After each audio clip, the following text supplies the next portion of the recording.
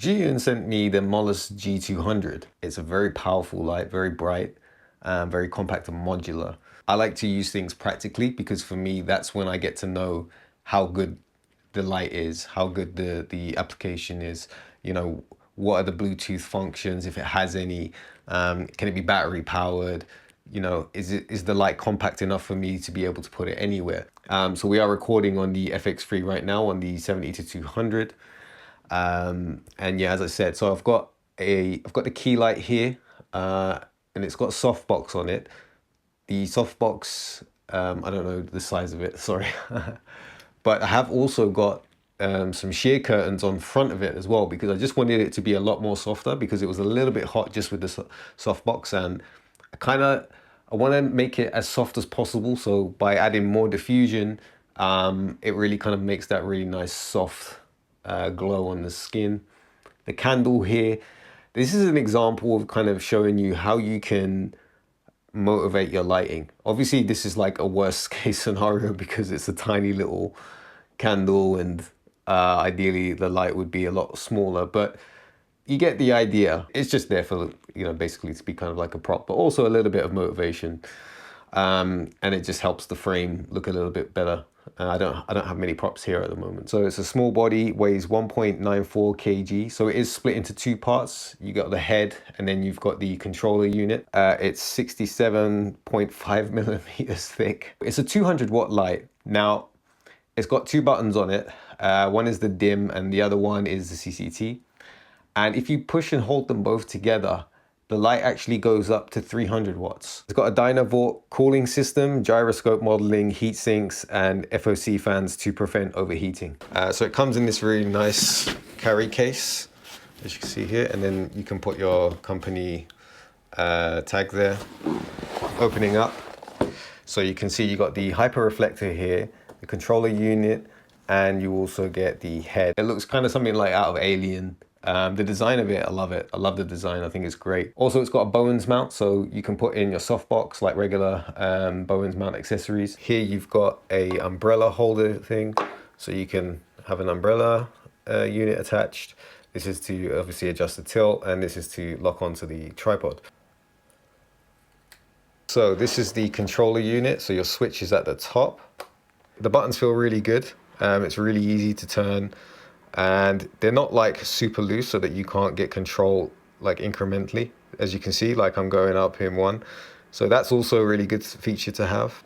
So on the back, it's got these rubber feet. It also comes with this little loop, so you can attach it onto your tripod or whatever else you've got hanging. So this is really handy.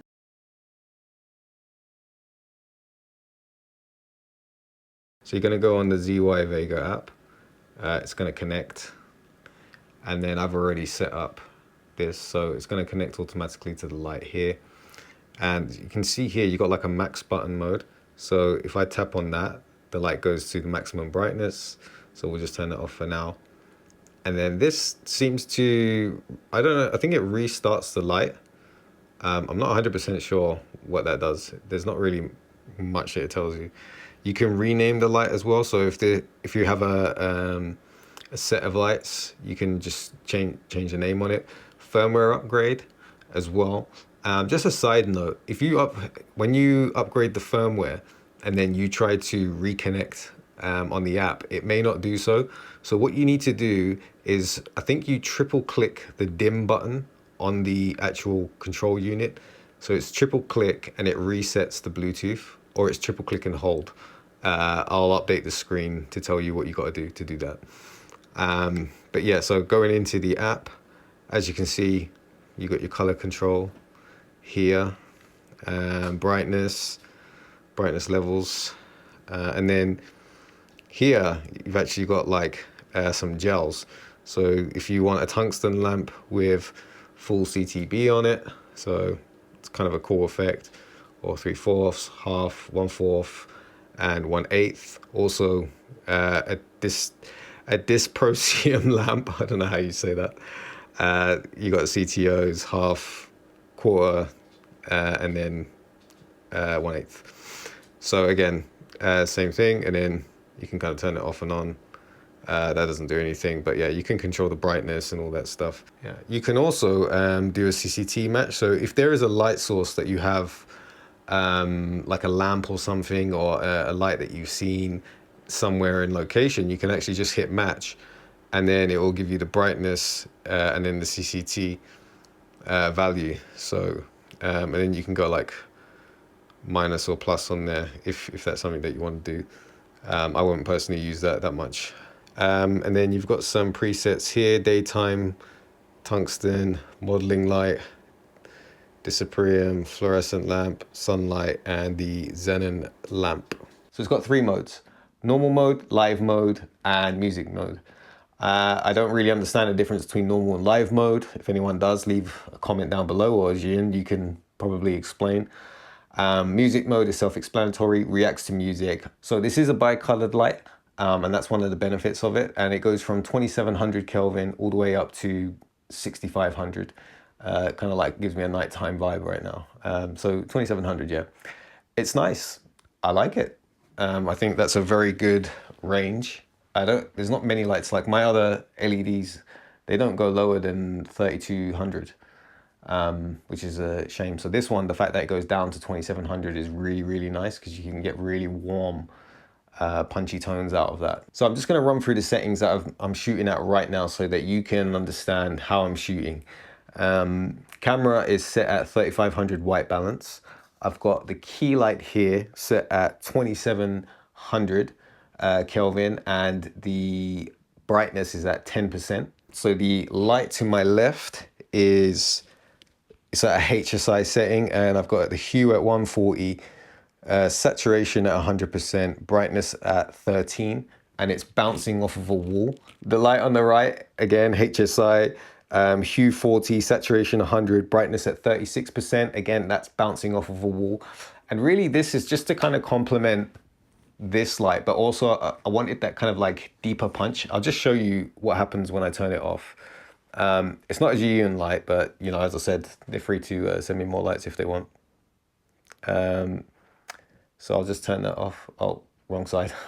Well, you can see, so that's the blue. So without it, you can get this sort of like natural looking feel. And you could, I mean, if you wanted it to be even more natural, you could just have that kind of matching these, or a little bit colder or warmer, you know, mix it up a little bit and then turn the brightness down so that it doesn't affect it too much. But yeah, this light here, so you can see now, like it's really, really blue. So to counteract that, this is just to help supplement it. And I like this color. I've used this color in my other video, and it just, I don't know, for me, it's kind of like a really attractive light on skin.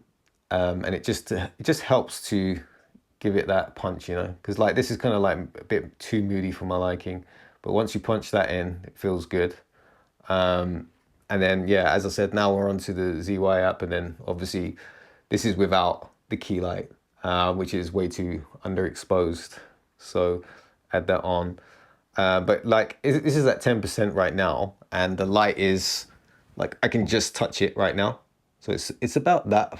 The actual softbox itself is about that far away.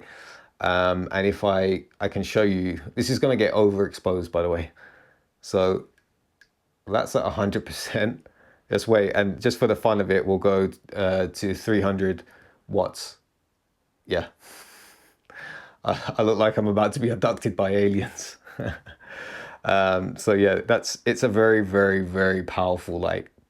Very powerful. I'm super happy with how it performs. And another thing to mention as well, so I'll just correct that back to the correct settings.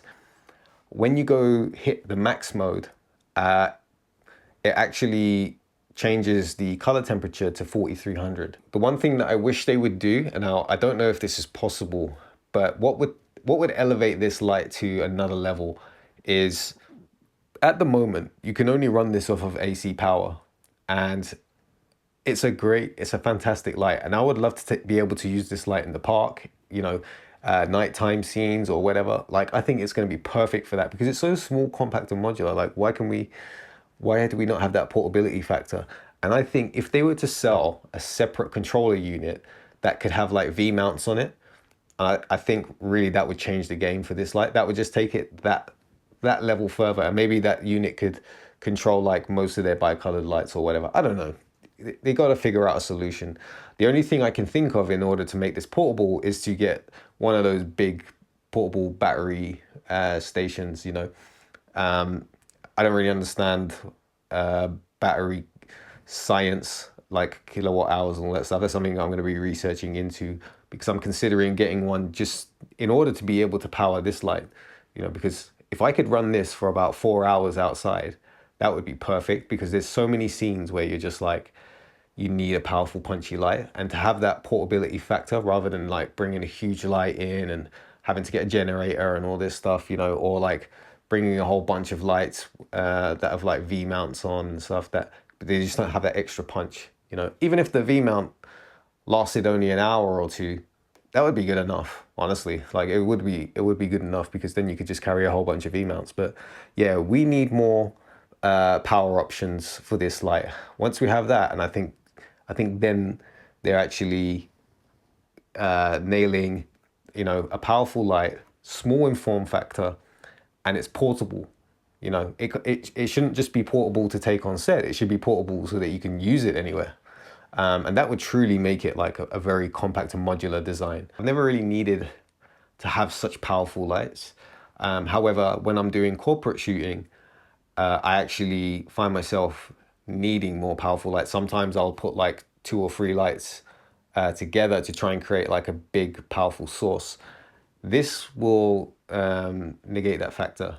I think this will help me a lot on corporate shoots. I haven't taken it on a corporate shoot yet, but I think, yeah, like for cinematic filmmaking, for corporate shoots, this would be ideal. As I said though, if you go outside and you need lighting, you're kind of stuck if you don't have a power source. So if you are interested in this light, links down below in the description. Affiliate linked, obviously. Any kind of kickback helps go towards my filmmaking, so I really appreciate any sort of support you're able to give me, because I really want to kind of like showcase the next level of films that I'm going to be making. I did take a long time out from making short films. I have started filming an advert, so I'm going into that, and we've got some behind the scenes footage of that coming up. Probably in January, I think we'll complete the advert. Super excited to show everyone. And then we'll hopefully be shooting another advert as well. So the channel's definitely starting to get a lot livelier, especially as I'm starting my own company as well, where we'll be focusing on like ads or maybe sort of risky projects that people might be going for. But that will be all part of the process. And also short films. Definitely going to be more short films. So I'd be interested to hear your thoughts on lighting. You know, what could I have done a little bit better with the resources that I have here? Obviously, again, this is not a short film. I do not have the resources in this location to be able to recreate something that I can show you scene-wise. You know, this is just a YouTube video, but, you know, I'm still trying to apply that theory as I'm creating this. So hopefully it doesn't come across as like, you know, too YouTubery shillish.